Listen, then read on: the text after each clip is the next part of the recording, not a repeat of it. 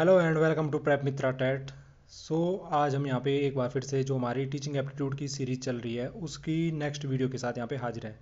आज की वीडियो का हमारा पहला प्रश्न है, निम्न में से वाक क्षमता से संबंधित विकार है। वाक क्षमता अर्थात बोलने की जो डिसेबिलिटी होती है, यानी कि वोकल डिसेबिलिटी, उससे संबंधित विकार कौन सा है आपका? ऑप्शन नंबर ए है आपका डिसग्राफिया है, option number B dyscalculia, option number C dysphagia, option number D praxia. तो इसका जो राइट आंसर हो जाएगा वो आपका क्या हो जाएगा? डिसफेजिया।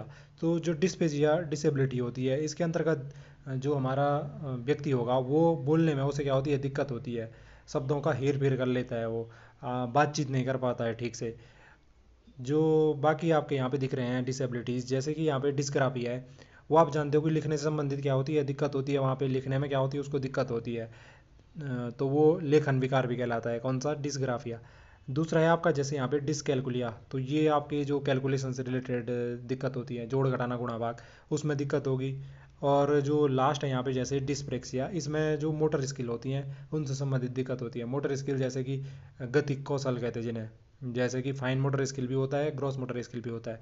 फाइन मोटर स्किल जहाँ पे हमारी छोटी छोटी मांसपेशियाँ काम करती हैं, जैसे उंगलियों की मांसपेशियाँ हो गई, पैर की उंगलियाँ हो गई, या जैसे आपकी छोटी मांसपेशियाँ जैसे हमारा बोल भी सकते हैं, जैसे ये होंठों का मूवमेंट भी छोटी है, आँखों का झपकना ये भी यहाँ पे, या ये जो सारी जो चीज़ें हैं यहाँ पे जहाँ पे छोटी मांसपेशियाँ यूज हो रही हैं, ये क्या कहलाएंगे हम?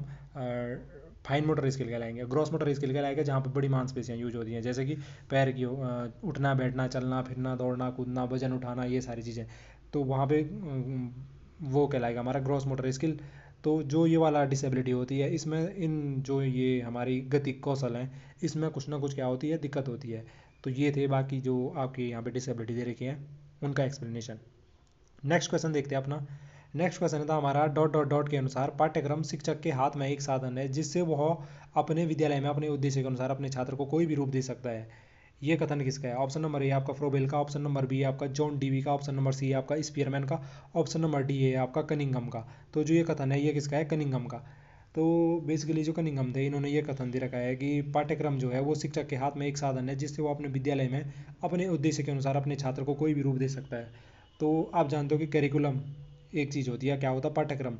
और एक होता है आपका सिलेबस। तो इन दोनों में क्या है? बहुत थोड़ा बहुत डिफरेंस है। जैसे कि करिकुलम जो होता है वो एक ब्रॉडर एस्पेक्ट है। करिकुलम के अंतर्गत आपके जैसे हम बोलेंगे कि करिकुलम एक क्लास के लिए होगा, कक्षा 4 का करिकुलम। अभी हम अपनी स्कूल का कक्षा 5 का करिकुलम देख रहे हैं सपोज, तो वहाँ पे एक करिकुलम होगा कि जैसे हमारा उसके अंतर्गत आएगा कि इतने सब्जेक्ट हैं, फिर जैसे आएगा इस घंटी में ये सारी चीज़ें, मतलब इस घंटी में ये है, उस घंटी में ये है। फिर जैसे क्या आ सकता है उसमें उसमें ये आएगा जैसे आपका कि जो आपके वो होते हैं इनके मतलब आपके सब्जेक्ट के अलावा जो आ रही बाकी एक्स्ट्रा करिकुलर एक्टिविटी कहते हैं वो भी आ जाएंगी करिकुलम के अंतर्गत। बाकी जैसे आपका आ जाएगा इसमें, हाँ बाकी क्या आ जाएगा? हाँ बाकी जैसे इसके अंदर ये भी तो आ रहा है कि हम जैसे ईयरली एग्ज़ाम कराएंगे, या हाफ ईयरली कराएंगे, या मंथली आपके क्या होंगे? असाइनमेंट होंगे। ये इस हिसाब से जो भी चीज़ें होती हैं ये सारा क्या आ जाएगा? करिकुलम के अंतर्गत आ जाएगा। जबकि जो सिलेबस होता है वो किसी एक सब्जेक्ट का क्या होता है? फिक्स सिलेबस होता है कि इस सब्जेक्ट के अंतर्गत क्या क्या टॉपिक्स हैं, क्या क्या ये हैं। तो ये चीज़ है करिकुलम और सिलेबस में बेसिकली। तो थोड़ा बहुत डिफरेंस है। और दूसरा ये है कि यहाँ पे जैसे इस डेफिनेशन में आप देख रहे हो कि इन्होंने कह रखा है कि उद्देश्य को प्राप्त करने के लिए शिक्षक के हाथ में एक साधन है करिकुलम। तो उद्देश्य क्या होता है? जैसे कि हमारा समाज है उसकी कुछ आवश्यकताएं होती हैं, उनकी जो आवश्यकताएं होंगी उन आवश्यकताओं को पूरा करने के लिए हम क्या बनाते हैं? अपने उद्देश्य बनाते हैं। और उन उद्देश्यों को पूरा करने के लिए जो ये करिकुलम है वो मदद करता है। जैसे एक छोटा सा एग्जांपल मैं लेता हूँ कि अभी हमारा समाज का क्या है उद्देश्य? कि हमें एक बेहतर इंफ्रास्ट्रक्चर चाहिए। इंफ्रास्ट्रक्चर यानी कि जो हमारी बिल्डिंग्स होती हैं, रेलवे ब्रिज होते हैं, पुल होते हैं, या बाकी आपके क्या होते हैं? रोड हैं आपके, बाकी जो भी ये चीज़ें होती हैं जहाँ पे भी आपको दिख रहा है इंफ्रास्ट्रक्चर, तो वो बनाने के लिए हमें किन की ज़रूरत होती है? इंजीनियर्स की ज़रूरत होती है। एक अच्छे इंजीनियर्स की ज़रूरत होती है। अब हमें पता चल गया कि समाज की आवश्यकता है कि अच्छे इंजीनियर चाहिए उन्हें। ठीक है, तो हमारा उद्देश्य हो गया कि हमें क्या करना है? अच्छे इंजीनियर प्रोड्यूस करना है। तो अच्छे इंजीनियर बनाने के लिए हमें क्या बनाना पड़ेगा? एक करिकुलम बनाना पड़ेगा, पाठ्यक्रम बनाना पड़ेगा। उस पाठ्यक्रम को फॉलो करके हमारे क्या होंगे? अच्छे इंजीनियर निकलेंगे। तो बेसिकली जैसे करिकुलम बनेगा, तो करिकुलम में पहले से ही, जैसे अभी हमें अगर इंजीनियरिंग के लिए चाहिए बच्चे, तो उनको इतना तो है कि उनका साइंस और मैथ्स वाला जो पोर्शन होता है वो अच्छा होना चाहिए। अब साइंस और मैथ अच्छा होने के लिए पहले से ही जो करिकुलम होगा उसमें साइंस और मैथ्स को उस हिसाब से हमारा करिकुलम में स्थान दे रखा होगा। अब जैसे मैं बेसिकली देखूं, इंजीनियर बनना है तो वो 4 साल का एक बीटेक का कोर्स कर रहा है, तो उसके दौरान उसका एक करिकुलम होगा कि जो चीज़ें उसे आगे इंजीनियर बनने के लिए चाहिए होती हैं, जो भी आपका उसकी पढ़ाई होती है वो होनी चाहिए, उसको वो नॉलेज होना चाहिए, वो उस करिकुलम के अंतर्गत बांटा गया होगा। तो ये सारी चीज़ें होती हैं जो करिकुलम, मैं ये कहना चाह रहा हूँ कि जो उद्देश्य था हमारा कि अच्छे इंजीनियर चाहिए, उसके लिए हमने एक करिकुलम बना रखा है। उस करिकुलम को फॉलो करके हम क्या कर रहे हैं, अच्छे इंजीनियर प्रोड्यूस कर रहे हैं। ऐसे ही आपके बहुत सारे समाज के अलग अलग क्या हो सकते हैं, उद्देश्य हो सकते हैं। अच्छे डॉक्टर चाहिए, अच्छे टीचर चाहिए, बाकी जो भी आपके बहुत सारे आपके जितने भी फील्ड होते हैं उनमें हमें क्या चाहिए, हमें एक अच्छे क्या चाहिए, वर्कर चाहिए, या जो भी बोल सकते हैं ऐसे। तो वो प्रोड्यूस करने के लिए हमारे एक अच्छा करिकुलम क्या है, एक साधन है। तो ये है जी करिकुलम, इसीलिए इन्होंने ये डेफिनेशन दी थी। नेक्स्ट क्वेश्चन देखिए अपना।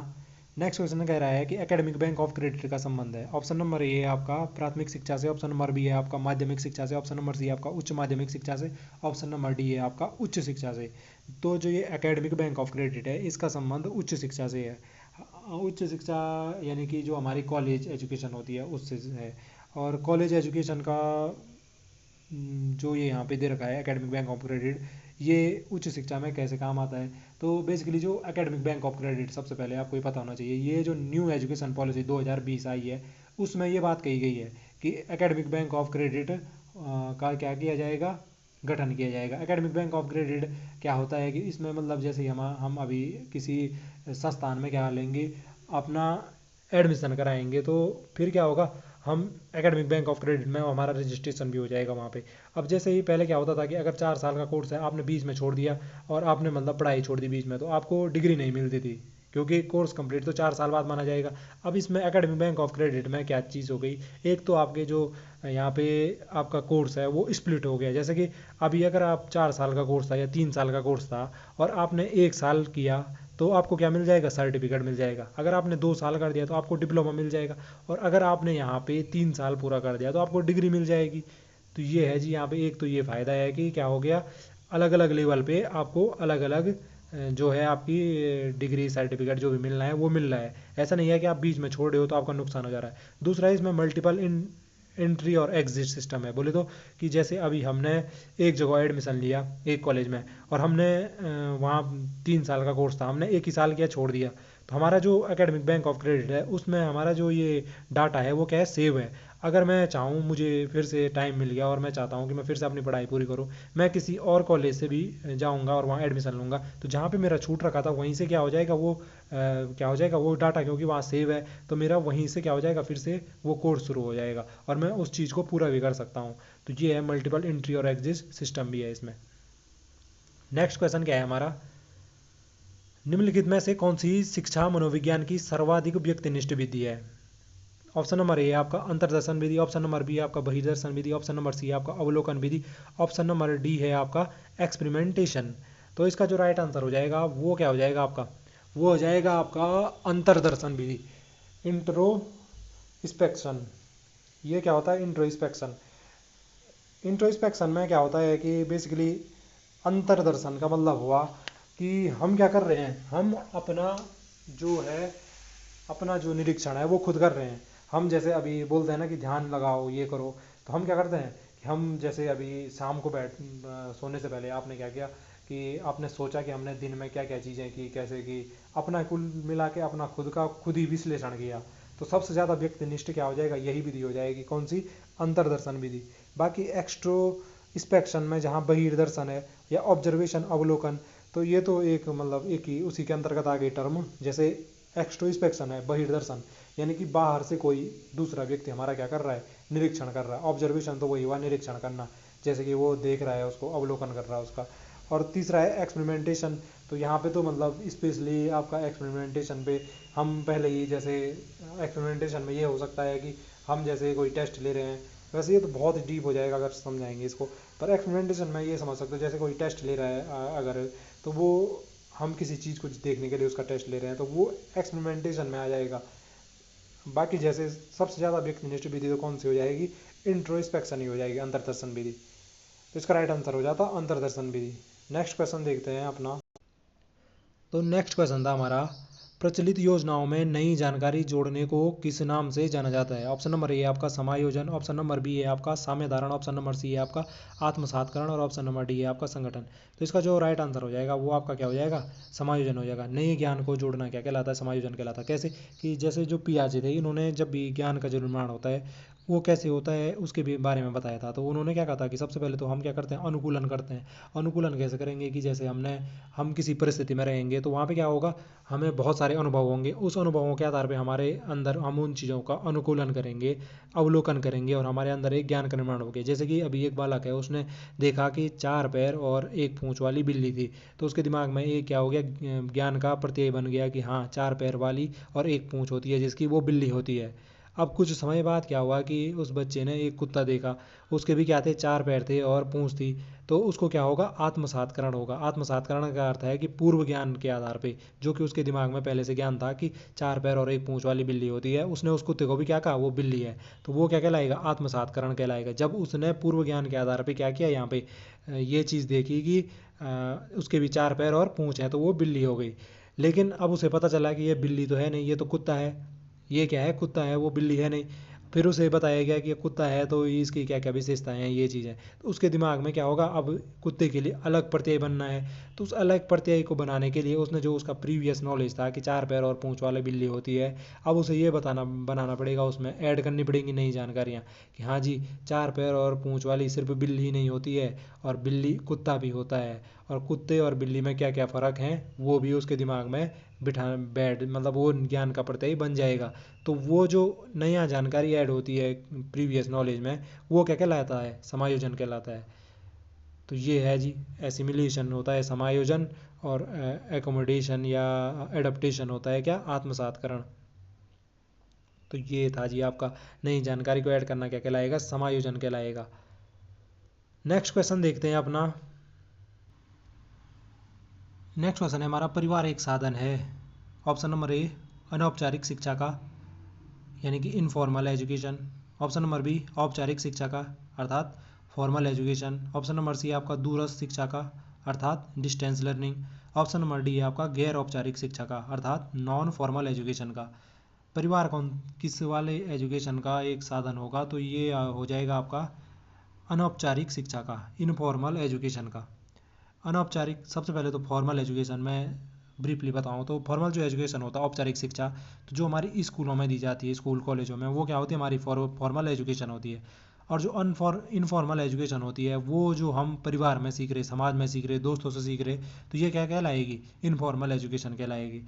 और जो हमारी गैर औपचारिक या ये दोनों चीज़ें वैसे एक ही टर्म में आ जाएंगी। कैसे कि नॉन फॉर्मल जो एजुकेशन होती है, गैर अनौपचारिक शिक्षा, इसके अंतर्गत कौन सी चीज़ें आती है कि जैसे कि हमारे जो ये चीज़ आ जाती है, डिस्टेंस लर्निंग वाली जो चीज़ें आ जाती हैं, वो इसके अंतर्गत आ जाती हैं। जो आपके मुक्त विश्वविद्यालय हैं, ओपन कॉलेजेस होते हैं, ओपन यूनिवर्सिटी हैं, वो आपके किसके अंतर्गत आ जाएगा, नॉन फॉर्मल एजुकेशन के अंतर्गत आ जाएगा। तो नॉन फॉर्मल ये होता है।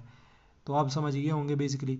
देखो, जो ये अनौपचारिक शिक्षा है, इनफॉर्मल एजुकेशन, ये तो हर कोई प्राप्त करता है, क्योंकि अगर कोई स्कूल गया या नहीं गया उससे कोई मतलब नहीं है, क्योंकि वो समाज और परिवार वगैरह में तो रहता ही है। तो ये वाली जो अनौपचारिक शिक्षा है, ये तो हर किसी को मिलती है। फिर जो फॉर्मल एजुकेशन होती है, औपचारिक, ये स्कूल में जाके प्राप्त होगी उसको। इसके लिए कोई फिक्स सिलेबस, आपका करिकुलम वगैरह सारा क्या होगा, मतलब फिक्स होगा, टाइम पीरियड वगैरह वगैरह। ठीक है, तो ये आपका औपचारिक में आ जाएगा। और जो नॉन फॉर्मल है, इसमें बेसिकली ये होता है कि किसी के पास टाइम नहीं है तो वो पढ़ना चाहता है फिर भी, तो वो क्या करेगा, वो जैसे डिस्टेंस लर्निंग कोर्स कर देगा, ओपन यूनिवर्सिटी से कर देगा, ओपन स्कूलिंग कर लेगा। तो वहाँ पे क्या होता है कि सिलेबस जो और जो करिकुलम वगैरह होता है, वो क्या होता है, थोड़ा खुला होता है, स्कूल में जाना नहीं पड़ता, टाइम टू टाइम आपके मतलब सिर्फ एग्ज़ाम देने हैं, बाकी आप जो है आपका पढ़ाई डिस्टेंस लर्निंग से कर सकते हो।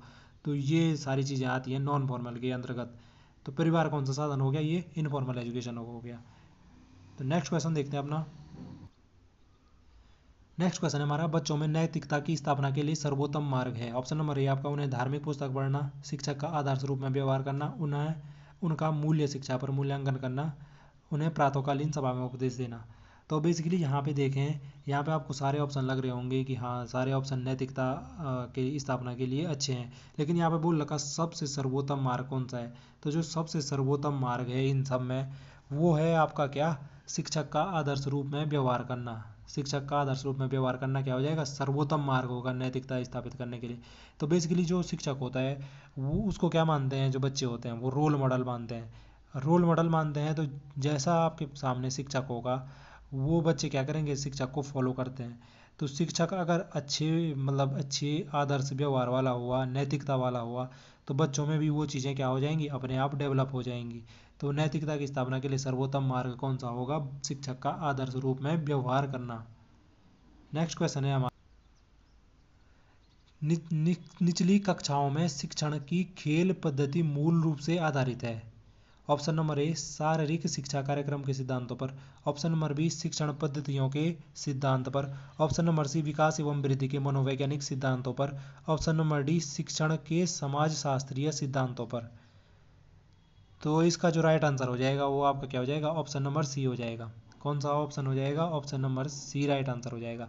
तो जो विकास एवं वृद्धि के मनोवैज्ञानिक सिद्धांत होते हैं, साइकोलॉजिकल थ्योरीज होती हैं, उनके बेसिस पे जो है हमारा वो निचली कक्षाओं में जो शिक्षण की खेल पद्धति है वो बनाई गई है। आप जानते हो कि जैसे किंडरगार्टन हो गया, मारिया मोंटेसरी वाला हो गया, तो इनमें वही बताया गया है कि जो छोटे बच्चे होते हैं वो खेल खेल के माध्यम से सीखते हैं।